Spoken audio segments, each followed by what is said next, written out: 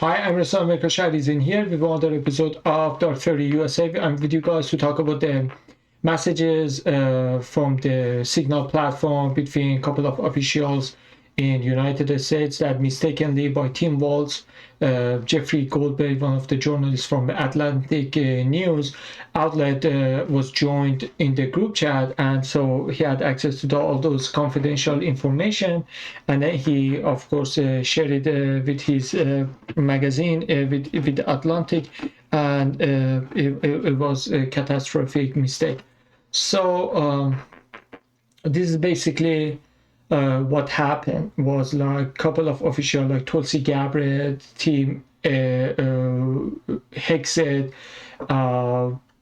J.D. Vance, and Tim Walz, and CIA director, all of them, they were there in the group chat. They were talking about a couple of issues and disagreement. I will go through all of them, and mistakenly Tim Walz added the Jeffrey Goldberg into the group chat, and then he was saying like, what am I doing in here?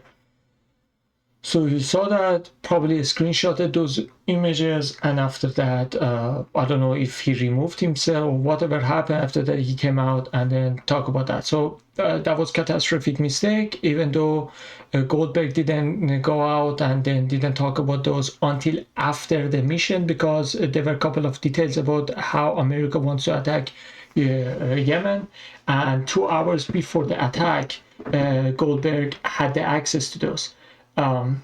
But he didn't come out talk about that until after the mission, so it wouldn't put the American soldiers into the risk, which is a good thing that he didn't, because if he did, it would show like for his personal gain, he would risk American soldiers' life in that. Anyway, so there are a lot to talk about that. I try to keep it fast and short and brief, because I watched 2 hearings of all those people, not all of them, most of the people who were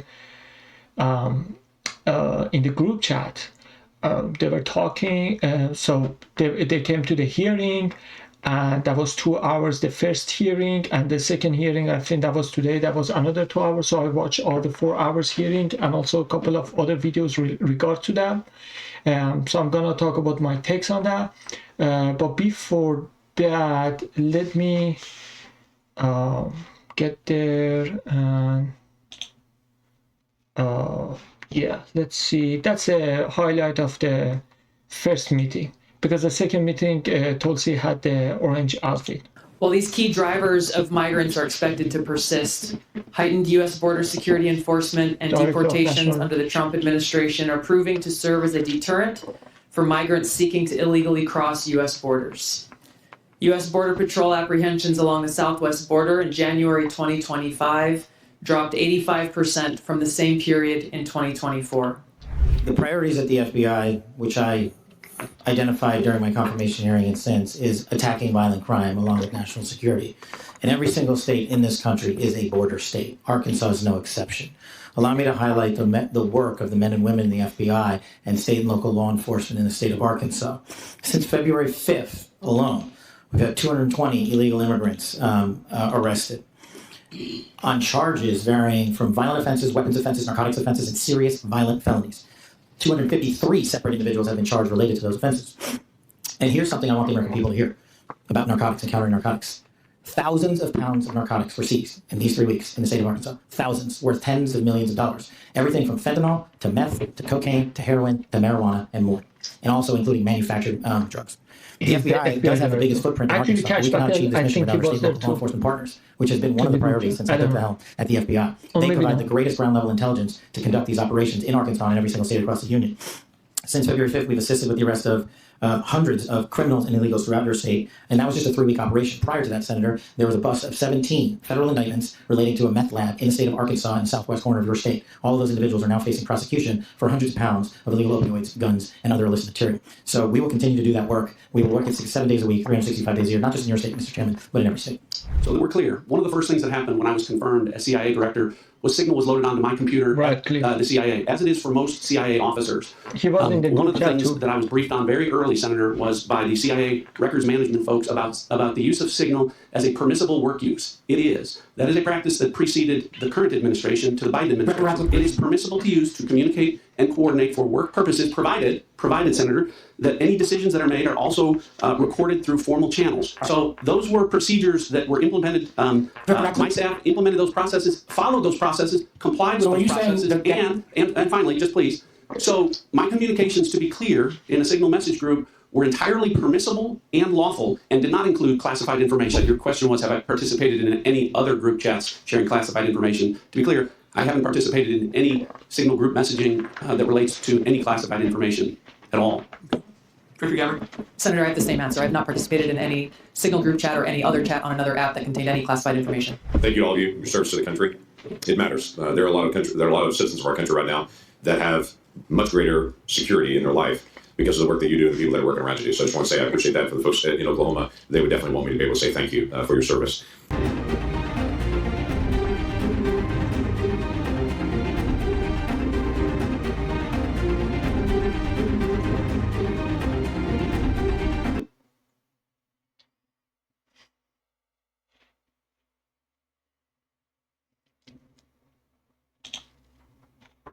To and my love for our country. Those who oppose my nomination imply that I am loyal to. All right, hold on a second. State and DoD, we developed suggested breaking news and breach of national security by the Trump administration. All right. Okay, first I have to say something. So in the hearing with the Ratcliffe, that CIA director, and Tulsi Gabbard, when they were asking, like, when you did you communicate, because it happened in the Signal platform. So they were asking, like, if you did anything, if you exchange any confidential or any secret information through this commercial app, which is Signal. And they said, no, we didn't at all. So basically they are saying, because they are not denying that they were in that group chat, it happened. But what they are saying is, like, what we did over there wasn't basically, we were not talking about the confidential, something that we are not supposed to talk about that in the commercial app, right? So they are saying those stuff that we talk about that in the group chat, in the private chat, it didn't have any classified information over there whatsoever, right? Because they are saying, like, those classified information should be exchanged in the skiffs to, close the platform that the national intelligence, like, officials to talk together through that. But this is something like, like a WhatsApp, it's just an app, commercial app. And so their claim was, first of all, we didn't exchange any classified information in that Signal. Second of all, general talking is okay in the Signal, and the reason that they were saying it was okay, because it says since we came to the office, Signal app was already pre-installed on our desktop in our office on the computer. And then they asked that when they were getting briefed and trained, they were saying, like, it's okay, you can communicate through Signal. So first they were saying it wasn't illegal to have the group chat in Signal, since it was already provided for us when we came to the office, because they have been into the office in less than 3 months. And also in that group chat, we didn't exchange any classified information. What it means is, like, everything that we said was normal. And now the pushback from Democrats in that hearing is, if it is not classified, then just release it. And they are not. Because you say, hey, we didn't say anything classified. They say, okay, then release it. So let us everyone see. In one hand, they are saying it wasn't classified, so it's okay what we were talking about that. Well, on the other hand, they are not releasing that. And that was a catastrophic mistake. Make no mistake about that. It was, like many people say, Tim Walz should be resigned by making that a stupid mistake. And then they say, how on earth did you add it? Goldberg, somebody who is anti-Trump, into that group chat. He said, well, when I was adding, I thought I'm adding one other person. Mistakenly, it was another. Like, let's say another Goldberg was supposed to be added, or Jeffrey Goldberg, or Jeffrey anything. But because sometimes you want to add somebody with one name, but actually it is another phone number. So it says that was a mistake, but that's not a mistake that you can do, you can afford, because they say, let's say Goldberg came out and released all those text messages, right? So Houthis would know that exactly. They would be prepared for the attack, right? So they would counterattack, and it could put American soldiers' lives in danger. So it was very catastrophic mistake, and they were saying like they should resign. Besides that, in the hearing, they were just talking with reporting what they have done. As you saw, the Cash Patel was talking with CIA director and even Tulsi Gabbard. And one of the information which was very key, it was even more important than the leak messages from the Signal, was they said our intelligence have concluded Iran has no intention to make the bomb, atomic bomb, and they haven't changed the fatwa of Khamenei, because Khamenei says it is haram to make an atomic bomb, nuclear bomb, and so many people, they are saying like maybe they want to change their doctrine because they are under heavy sanction. And Tulsi Gabbard says our researchers, our intelligence have concluded to this result that there's no way that they want to make the atomic bomb. At least up to this point, they haven't done anything to indicate that was their purpose. So, guys, if you are hearing a snoring, that is my cat is snoring. Anyway, so that was even more important than those messages in Signal. Now we want to go see, okay, what was it, right? What was it that basically, what was those messages that right now everyone's talking about? We're gonna go see it in CNN. So Goldberg first, he didn't come out with the whole messages. He just showed the trailer teaser. But when they said there was no classified information, Goldberg said, okay, I will release all of them, so people are gonna be judged and they're gonna see if that was any or not. The president now saying his defense secretary had nothing to do with it. This is all in the wake of explosive news Signal messages released by The Atlantic's Jeffrey Goldberg in a new article today. Now, first, to those newest details reported by Goldberg, he says because of what the president and members of his national security team said after his first story published. Nobody was testing war plans, and that's all I have to say about that. It wasn't classified information, so this was not classified. There was no classified material that was shared in that signal. My communications, to be clear, in a Signal message group were entirely permissible and lawful and did not include classified information. Now, Goldberg writes today that while he initially declined to report the specifics of the military plans he was sent, quote, the statements by Hegseth, Gabbard, Ratcliffe, and Trump, combined with the assertions made by numerous administration officials that we are lying about the context of the Signal text, have led us to believe that people should see the text in order to reach their own conclusions. Now, we thought it'd be useful to hear some of the text conversation that was exchanged via Signal. Using artificial intelligence software, CNN has created an audio version of the group chat. The voices used are reading the text neutrally. No attempt has been made to imitate the actual voices of the officials or alter the text exchange in any way. Even typos are read as they are in the text. Now, present on the Signal chat, in addition to the reporter Jeffrey Goldberg, our National Security Advisor Mike Waltz, who admits he accidentally added Goldberg to the chat. So J.D. Vance, Vice President, Michael Waltz, National Security Advisor, Pete Hegseth, Defense Secretary, Marco Rubio, Secretary of State, Tulsi Gabbard, Director of National Intelligence. They are the biggest, most important people in the cabinet.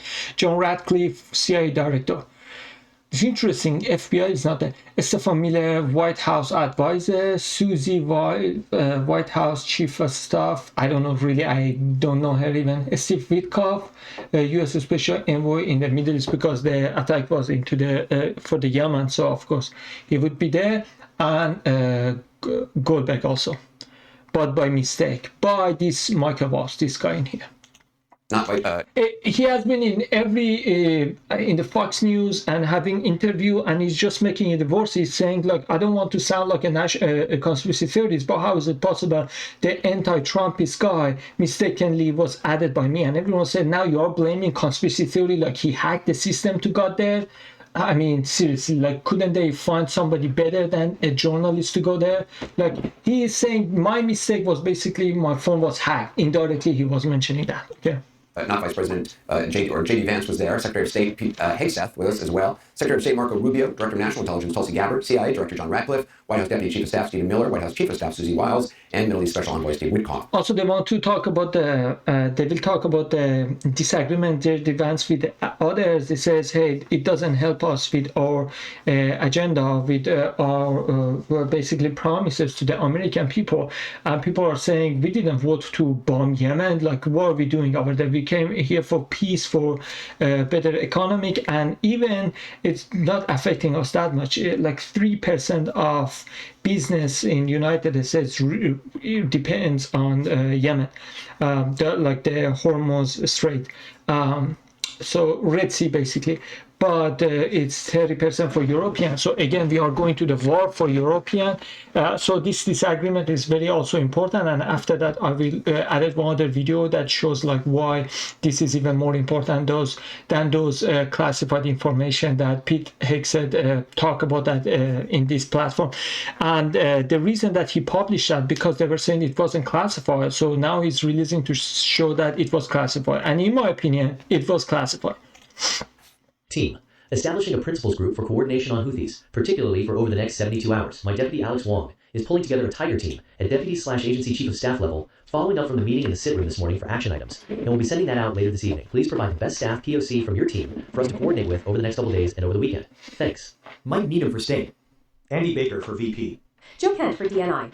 Dan Katz for Treasury. Dan Caldwell for DOD. Brian McCormick for NSC. Team. You should have a statement of conclusions with taskings per the President's guidance this morning in your high side inboxes. State and DoD. We developed suggested notification lists for regional allies and partners. Joint Staff is sending this AM a more specific sequence of events in the coming days, and we will work with DoD to ensure COS, OVP, and POTUS are briefed. Team, I am out for the day doing an economic event in Michigan, but I think we are making a mistake. 3% of U.S. trade runs through the Suez. 40% of European trade does. There's a real risk that the public doesn't understand this, or why it's necessary. The strongest reason to do this is, as POTUS said, to send a message. But I am not sure the President is aware how inconsistent this is with his message on Europe right now. There's a further risk that we see a moderate to severe spike in oil prices. I am willing to support the consensus of the team and keep these concerns to myself. But there is a strong argument for delaying this a month, doing the messaging work on why this matters, seeing where the economy is, etc. There is nothing time-sensitive driving the timeline.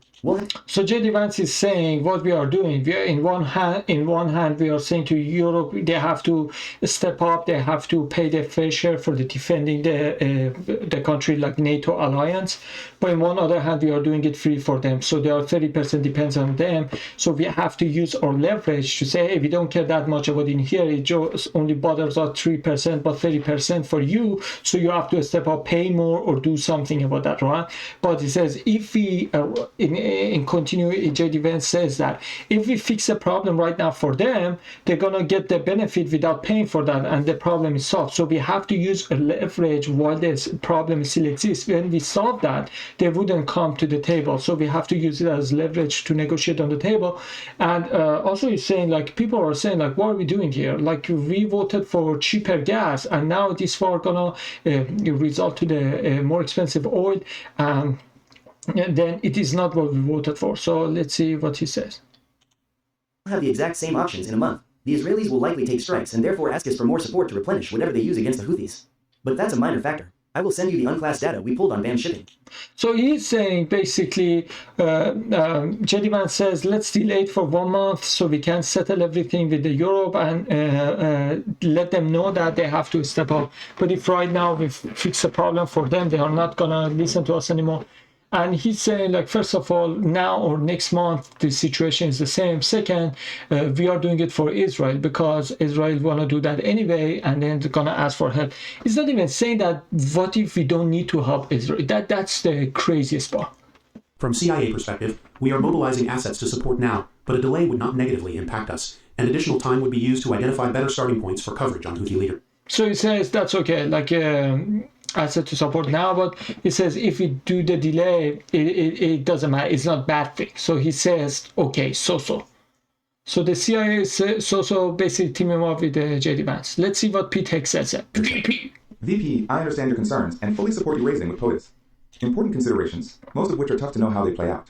Economy, Ukraine peace, Gaza, etc. I think messaging is going to be tough no matter what. So he's saying, regardless, we don't know how it's going to play out. So we cannot be certain at any time, no time. Nobody knows who the Houthis are, which is why we would need to stay focused on 1. Biden failed, and 2. Iran funded.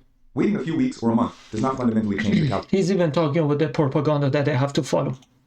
Two immediate risks on waiting. 1. This leaks, and we look indecisive. 2. Israel takes an action first, or Gaza ceasefire falls apart, and we don't get to start this on our own terms. We can manage both. So it's saying, basically, if there's the funny thing is, the irony is he's concerned about the leaks, and actually they leaked that by themselves. So the leak was if from outside it get hacked, and they know that when they want to attack, but they leaked it by themselves by mistakenly adding Goldberg over there. But the lucky thing was Goldberg didn't go out and blow it out before the operation. He waited afterward, and he says. So, and also, if Israel take action first, then we have to follow whatever Israel said. But right now, if we start, we're gonna dictate our terms. So basically, we're going to manage the situation. We are prepared to execute, and if I had final go or no-go vote, I believe we should. This, not about the Houthis. I see it as two things. 1, restoring freedom of navigation, a core national interest. And 2, reestablish deterrence, which Biden cratered. But we can easily pause. And if we do, I will do all we can to enforce 100% OPSEC. I welcome other thoughts. The trade figures we have are 15% of global and 30% of... This is the guy who mistakenly added Goldberg. It's difficult to break that down to U.S. specific because much of the container, either going through the Red Sea still or around the Cape of Good Hope, are components going to Europe that turns into manufactured goods for transatlantic trade to the United States. Whether we pull the plug or not today, European navies do not have the capability to defend against the types of sophisticated and...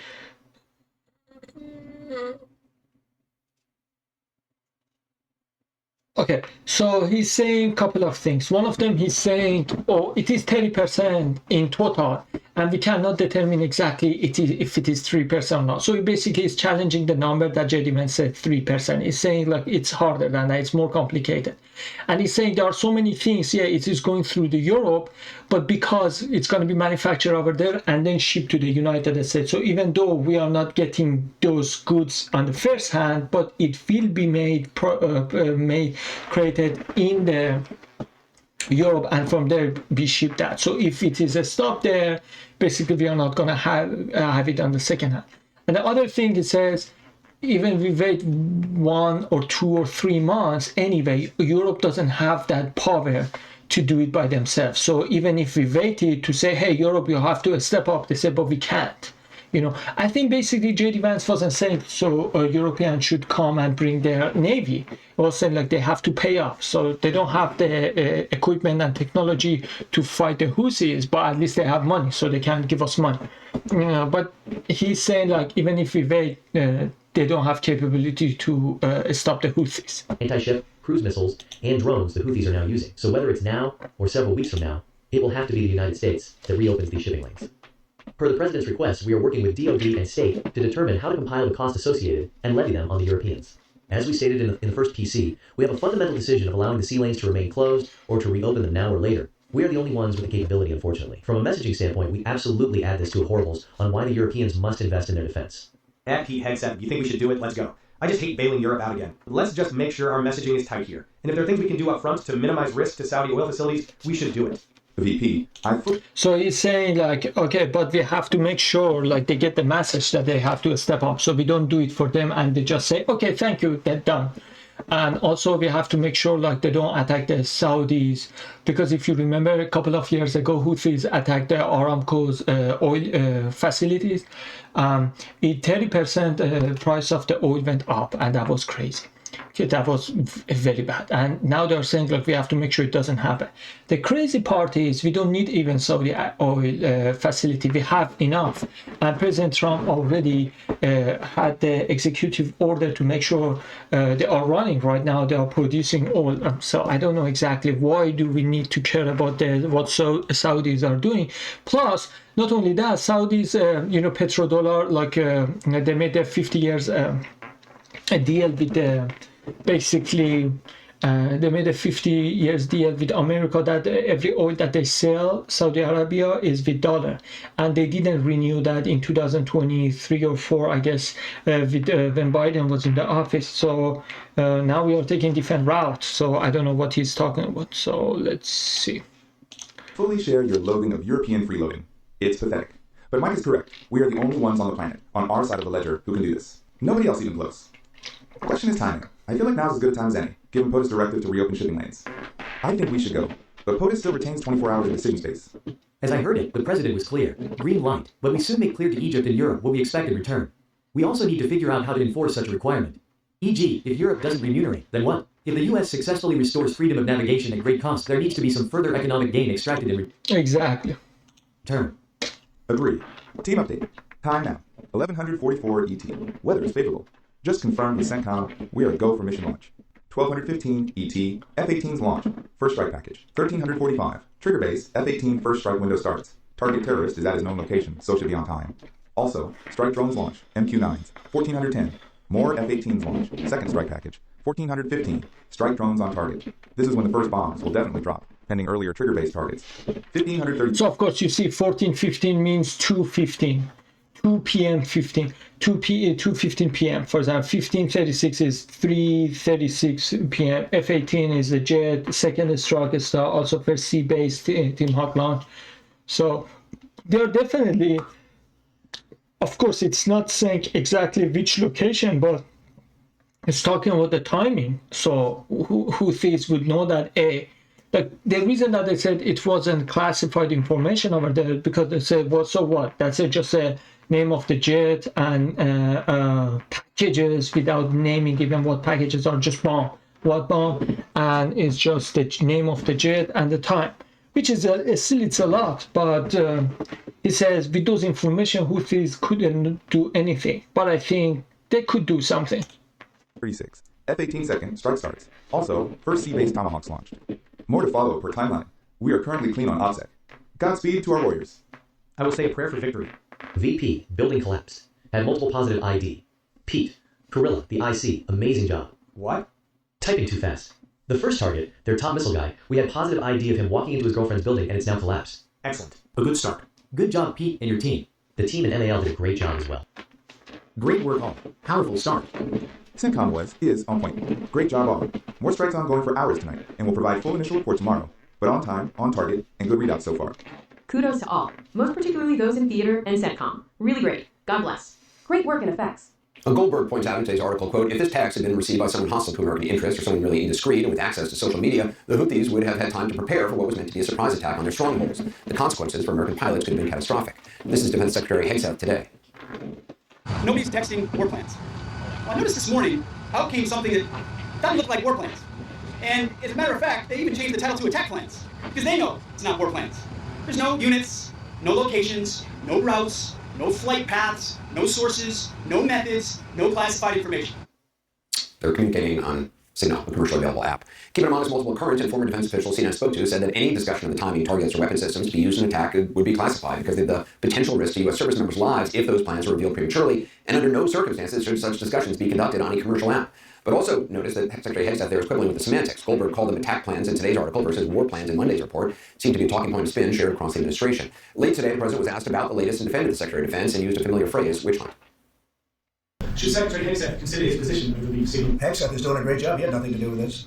Hegseth. How do you bring Hegseth into it? He had nothing to do with it. Look, it's all a witch hunt. All right. Thank you very much. It's an honor to be with you today. We just celebrated Women's Day at the White House. It was fantastic, attended by a lot of great women. All women. Right now that the United States may be preparing a military strike against Iran. Now, look, it's entirely possible that doesn't happen, and maybe we're just flexing our muscles during these negotiations. We do that sometimes, but there's a lot of key assets moving into the region that we wouldn't really need for any purpose other than striking Iran. So let's dive into this. Starting with Defense Blog, they reported earlier today, quote, the United States is quietly preparing for a possible military operation targeting Iran's nuclear infrastructure, according to multiple indicators observed across the region. And we're going to get into a couple of those key indicators here. So starting out, they say that in recent days, observers have noted the redeployment of several B-2 Spirit stealth bombers from the U.S. Air Force's 509th Bombing Wing to Diego Garcia, a remote base in the Indian Ocean often used for long-range strike operations. And yes, we are going to take a look at where Diego Garcia is because it's kind of a unique location, all things considered. But to add to this here, we have the Intel Frog over on Access monitoring this. Actually published some satellite imagery that I feel comfortable sharing, but I guess it's out there. He says that at least 5 U.S. Air Force B-2 Spirits and 7 C-17 Loadmasters have arrived at Diego Garcia in the last 3 days. That is a lot of major assets. And we'll put footage of the B-2 here. It's kind of cool. It's showing the B-2 bomber, as you are seeing, These ones, 5 of them, which are very, very, very expensive. They are right now in, where was that? Erika? There's in Pacific Ocean, Indian Ocean, there's a very small island, and 5 of them, they got landed over there. And the only reason that they are there only to attack without being attacked. So it is far enough that Houthis or Iran cannot attack them, the place, but also it's enough distance that they could go and then bomb. But bomb what?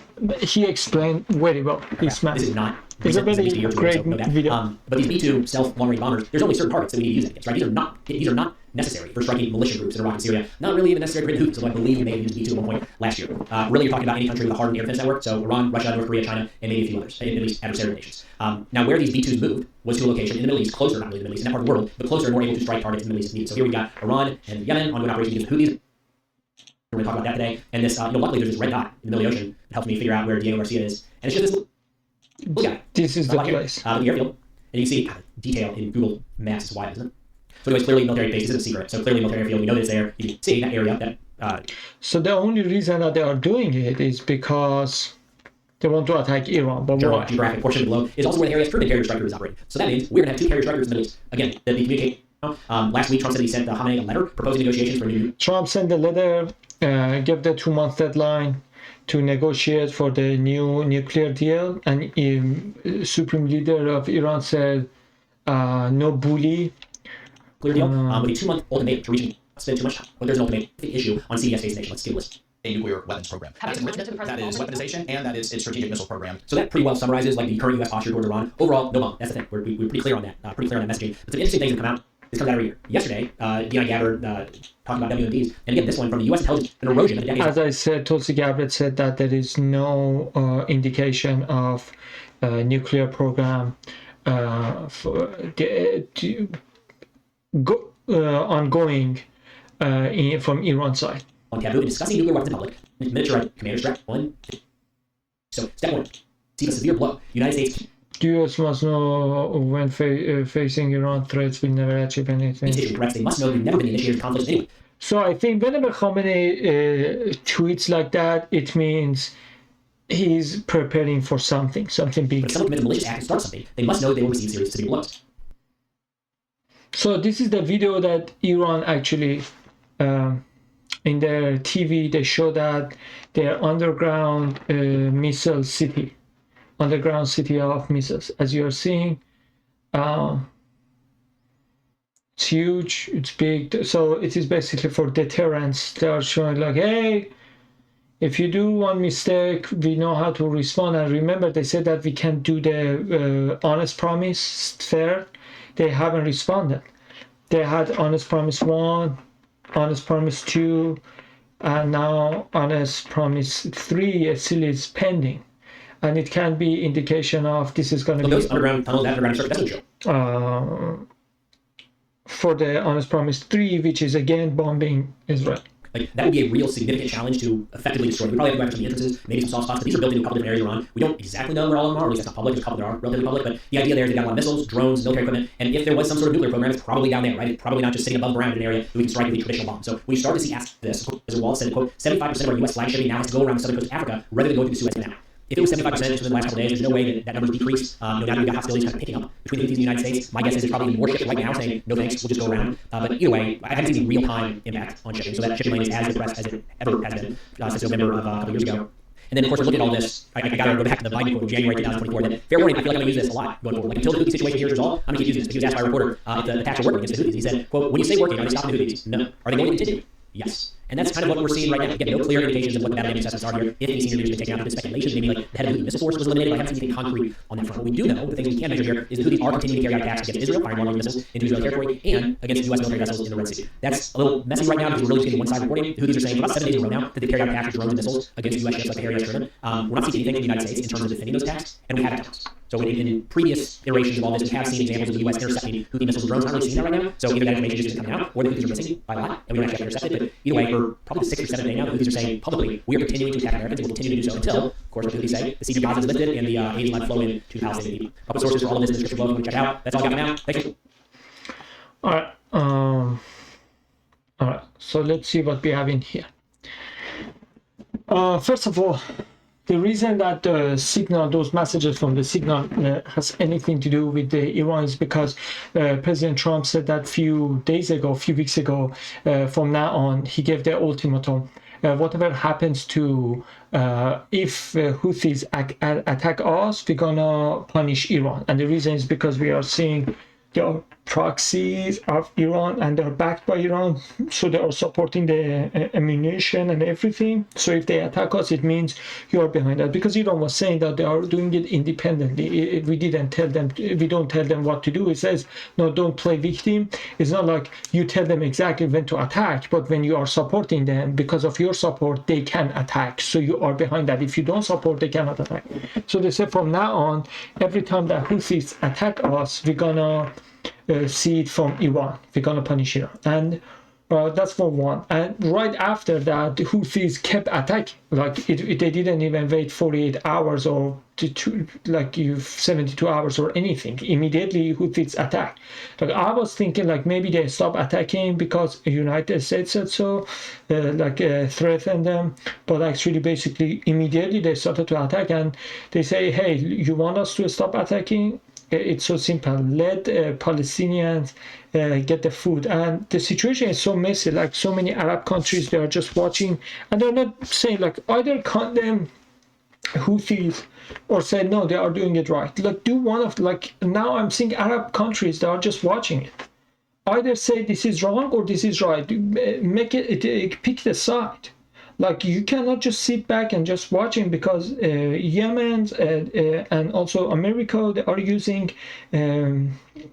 air of other territories, other countries. So basically what is happening is like they says, bro, pick the side. Like I'm saying, like other countries, they should say like, hey, if they are condemning or condoning, like what are you doing? Like what is your position? Like it's some like whole Middle East is on fire, and other countries are acting like nothing has happened.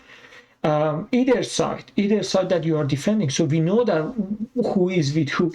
But yeah, Houthis didn't care. Immediately after United States threatened, they kept attacking and said we attack whenever you we stop attacking whenever you lift off the blockade of those 8 trucks or load of 8, which is like food, medical kit, supplements, all of them, medicine. So people in Gaza right now, they don't have access to electricity, to the water, to anything, to the food, nothing.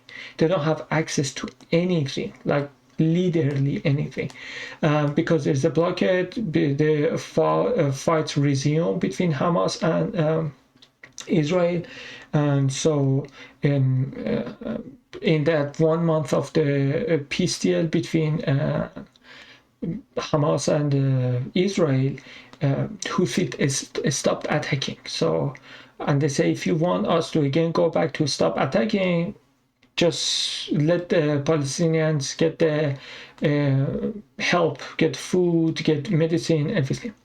And then United States is saying, no, don't do that. This is not your business. This is a fight between Hamas and Israel.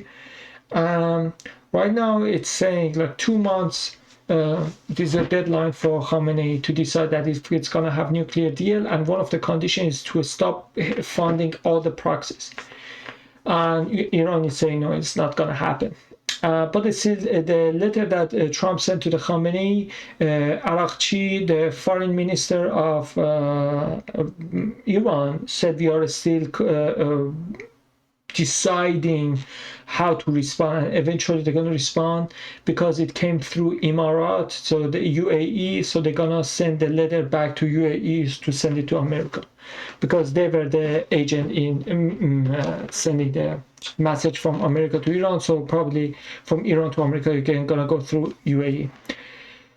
But yeah, anyway, so what I'm saying is like a couple of things. One, Tulsi Gabbard is the highest official to tell us that we should trust, to tell us if Iran is building nuclear facility, nuclear bomb or not. And she said no. So despite all these BSs that we are hearing from the news, from the media, from other people, that they are making bomb, they are only 10 minutes, 10 days, 10 minutes are away from the having nuclear bomb. Tulsi Gabbard said that's not the case. We don't see any result. Like, nobody has access to more information than Tulsi Gabbard. That's for one. For two, the way that I totally agree with the J.D. Vance. Everyone who voted for Trump voted for the peace, voted for cheap gases, cheap eggs, for easier life, for richer America, for a stronger dollar. What are we doing? Like, if we wanted to do what we are doing right now, Biden was doing already all of them. So why did we say Biden is bad if what we are doing is exactly the same as Biden? So people are saying we voted for Trump for change, for something different. This is exactly continuation of Biden policies, only with the MAGA hat. Like, Biden with MAGA hat is this administration right now. I mean, people voted, like, that was a record in voting system for Trump. People voted, like, around 80 million people voted for Trump for something changed. All we are seeing is Biden policy. We haven't seen anything different. So J.D. Vance was correct. He says what we are doing right now, it's going to make it look bad. But listen, to be honest with you, I don't think really that was accidental. This is my sense. Maybe I'm wrong. I don't have any evidence to back it up. I don't have any evidence to convince you. But I believe it was not accidental. Like, it was a mistake.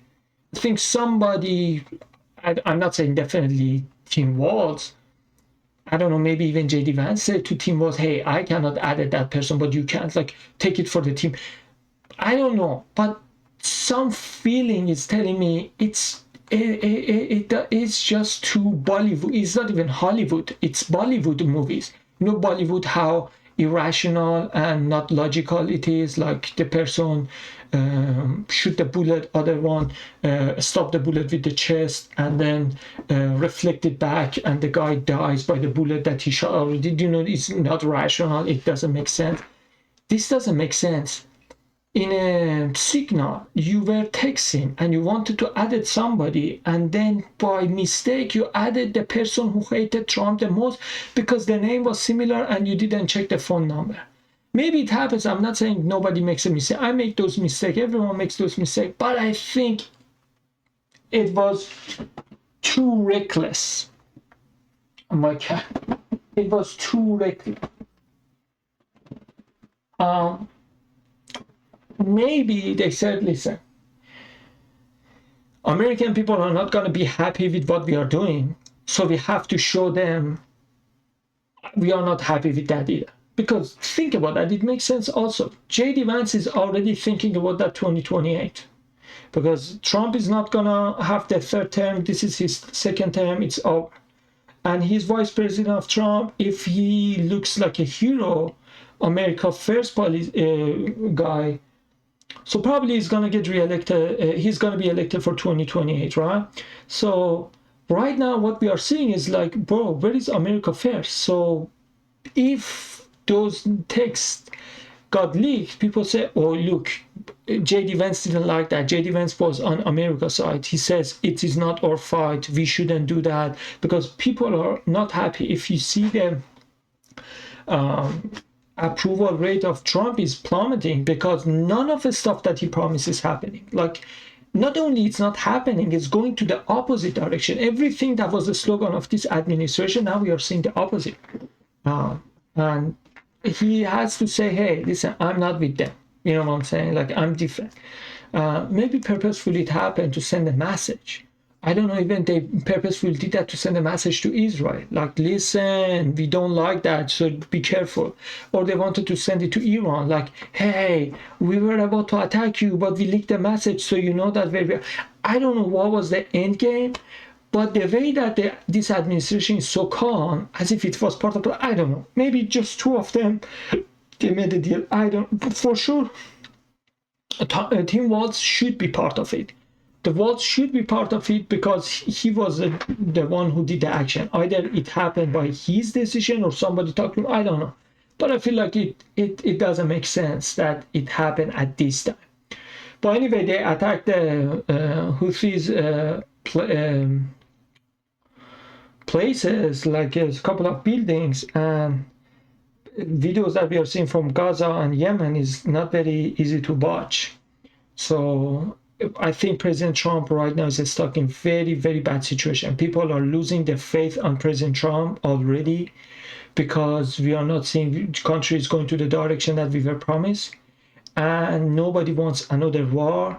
You saw that even Tyler Green and Congresswoman Tyler Green and then Tucker Carlson, many people are saying we don't want fight and we want to go back, take the troops back. That's called America First. So we're gonna see what happens. But yeah, that was definitely something crazy, and Iran already showed that they are ready. And America sent 5 B-2 into the Indian Ocean, and that's only one purpose, attacking Iran. But still, one thing that doesn't make sense to me, why did you put those over there already when you gave 2 months deadline? If you gave because this is the part that doesn't make sense. In one hand, you gave Iran 2 months for the deadline, but on the other hand, you said anytime that Houthi attacks, we're gonna see as Iran attacked. We're going to blame Iran for that. So we're going to respond immediately. So why did you give 2 months deadline? Because let's say you gave 2 months for Iran to think. At the same time, you are threatening what happened by Houthis, we're going to respond to you. So while Iran is thinking and Houthis attack Israel to stop, to let them have the lift off the blockade, you're going to attack Iran. Iran said, well, I was on my 2 months deadline. Like, while I was thinking you attacked me, you didn't. So in one hand, you give me 2 months deadline. In other hand, you're going to react that. So it doesn't make sense. Or maybe, okay, Houthis attacked, we wait until the 2 months is gone. If you respond the way that we want, if you accept our deal, we're going to forgive you for everything that Houthi has done in the last 2 months. But if not, we're going to retaliate everything that Houthi has done. But if right now President Trump attacks Iran, it doesn't make sense because you already gave them 2 months to think. At the same time, Houthi is attacking your response. While they are thinking about your deal, you're already attacking, so the deal is up. So we don't know, like we have to see what happened, but definitely it is shadier than what we think. And I think behind the scene, something big is happening from both sides. On the regional part, like in Middle East, in Iran, and also in America. I think by next month, we're going to see one very big, maybe even catastrophic news. Something big going to happen in Middle East or in Iran or in America. Something like the way that they are moving the pawns doesn't look like they are just playing chess. It looks like they are getting ready for the big news. So I pray for the peace, and I don't know. I just hope it gets better. We had a little more expectation from President Trump for this administration, and I think in order to have a deal, this is my opinion, you have to consider both sides. Even though you are teaming up with one side, but still you have to understand another side has some demands too. If you ignore everything they want, they are not going to come to the table. So you need to have something to negotiate. If you keep attacking, because for example, right now, President Trump is losing his card when it comes to the tariff. It gives tariff for Canada, pause. Resume the tariff for Canada, pause. 3 times threatened Canada for something and immediately withdrew from those threats. So they're gonna bluff or call. They're gonna call our bluffs. They're gonna call it and say, "Hey, it's just a bluff. You're never gonna do that." They have to get it. Like I'm saying right now, what America is saying, I don't think it is the best idea. You're threatening Iran, so Iran knows that if they don't respond back to you, it's going to look so bad on them and people are going to lose their faith. So even for their own propaganda, they have to respond back. They have to act tough. So you're putting Iran into the corner. So they have nothing other choice to act tough, and they act tough, you retaliate, you react to it, and they have to respond. So it means we are not looking for the negotiation. Negotiation means get them threatened, not the way that you, for example, let's say you threaten Iran. Didn't we think maybe they keep going what they are doing? What then? What in that situation? What should we do next? Because now nobody gonna trust us, nobody gonna be scared of us because they say, oh, you are just bluffing. Everyone gonna call our bluff. I say, oh, you are just big talker. Eventually we have to show our restraint sometimes against Iran, against Yemen, against Canada, but we are just bluffing. And eventually people are going to lose their trust and say, hey, you're not going to do that. You're just big talker, big mouth. And then in order to prove that you are not a big mouth, you will do something. And when you do that, then it's already late. Then we are all stuck in that. So I know that President Art of deal, all those stuff. I just don't think right now it is working. I think if that was me personally, I would stand with those tariffs. Couple of days, market gonna crash, market gonna go down, something gonna get more expensive. That's fine, but let them suffer for 1 month and then withdraw and then pause that when they are really dead. And you can keep doing it until they collapse from within and they become our 51st state. But before even they taste the bitter of they get the bitter taste of the tariffs, you withdrew. So you are bulking them, you're giving them confidence without being hurt. Now next time I'm gonna say, oh, nothing gonna happen. Also, at the same time, you're giving them time, out. So on this time, on the halftime, like timeout, they go and then change their economy. Right now, we have to use our leverage on sanctioning and putting tariffs on them because they are so much dependent on us. But if we let them breathe, if we put our knees off their neck, they're gonna go with other countries. They're gonna find different allies, so they won't be relying on us. But right now we have to use it if we want to have Canada as our 51st state. We shouldn't lift off those tariffs. Or if we are really going to fight with Iran, we have to do what we are doing. What he's doing, it seems like President Trump is doing, is like we are going to fight with Iran. Because you're putting Iran to the corner and force them to have one action so we can have the reaction. This doesn't seem like we are looking for the peace deal at all. Because eventually you have to give something so they come closer and then catch them. We are just pushing them back. You have to attract them and attack them. This is how I think it should work. We're just pushing them back. Of course, there will be no deal. If we keep threatening them, America says Iran is bully. Imagine, Pezeshkian is president of Iran. The entire reason that he got accepted, he got elected, because he said, I will make a deal with America. He was so soft, so moderate, so reformist, that he said, if I get elected, I will go negotiate with America. So many people hated him because he wanted to negotiate with America, right? There were two types of people. One, they wanted to negotiate with America. Other, they wanted to fight with America. So he got elected on the premise and the promise of, I'm going to go talk with America and then fix the issue, lift off the sanction.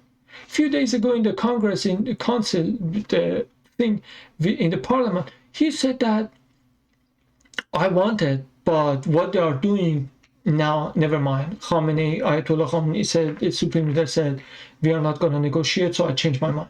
Imagine, entire his premise on his campaign was negotiating with America, coming back to the nuclear deal, so the sanctions would be lifted off. How bad, how terrible we have been in negotiation, and that even the reformists like Pezeshkian said, I'm not going to talk with America. And he said, you're going to kill me, but we are not going to stop. A man that everyone hated him because he was too soft, he just wanted to say, sir, yes, sir, to America, is saying, now kill me, never mind, I don't care.